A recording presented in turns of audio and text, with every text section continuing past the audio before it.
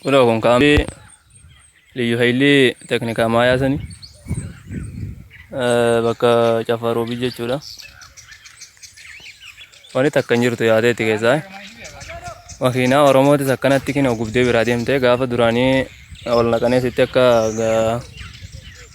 as kee dhaabuutti turanii yeroo deeman ammoo akkanatti gubanii deeman. Makiinaa warra artummaati. Kanaaf madu marka kasoo deemanii akkasitti gubateera jechuudha.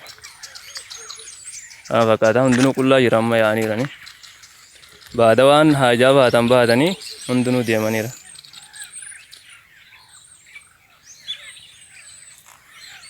Akkasitti amaarree Oromoo irra dalaguudha.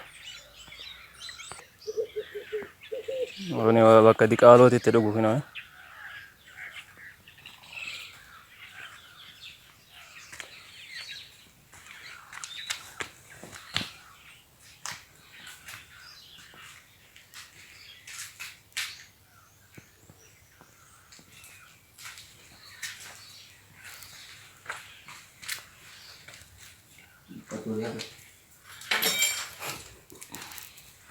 Akkasitti gadhiisanii yaa'aniiranii. Ammaaf teknikaa mooyaan qullaa jira. Kuni bakka mishigii qotatanii taa'aa turan asirra jira. Haga gamaatti kuni mishigii isaanii qotamee taa'aa ture. Asiin gara karaa gara galchanii uummata eeggataa turanii. Karaa guddaa irraanis akkasuma qotamaadha. Uummanni irratti hin deemne malee isaan duruma qophaa'anii jiran.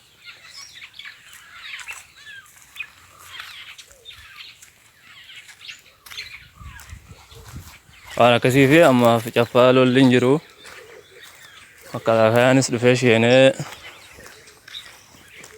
jira.